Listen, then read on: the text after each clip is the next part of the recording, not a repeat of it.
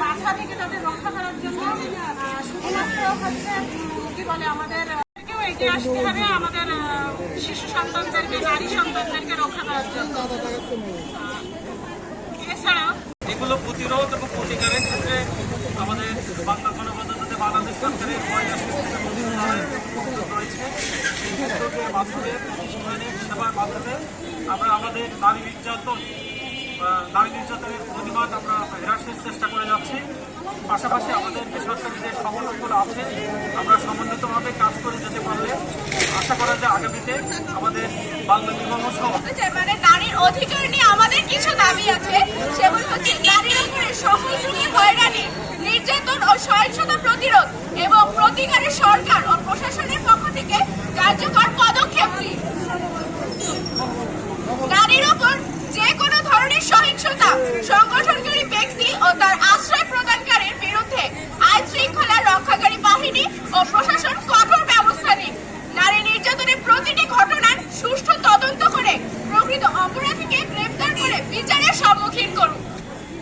নারী নির্যাতনের কোনো ঘটনা ঘটতে দেখলে বা শুনতে তাৎক্ষণিকভাবে আইন শৃঙ্খলা রক্ষাকারী বাহিনী ও প্রশাসনকে জানান এবং জনপ্রতিরোধ গড়ে তুলুন।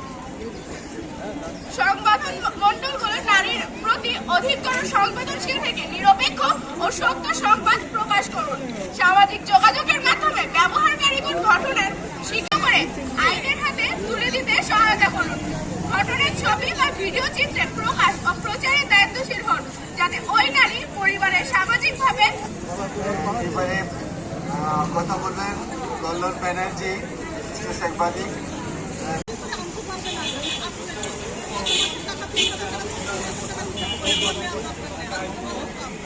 আজকের এই মানববন্ধনের আমার মনে হয় আপনাদের কাছে অনুরোধ, আজকে আন্তর্জাতিক নারী পক্ষ পালন করা শুরু করেছি, সেটি সফল হওয়া খুব কঠিন হয়ে পড়বে।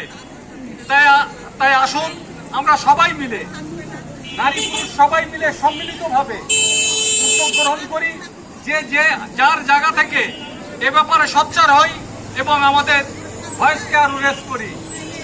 আমি আর কথা বলাবো না। প্রোগ্রাম অফিসার, মহিলা ও শিশু বিকাশ দপ্তর,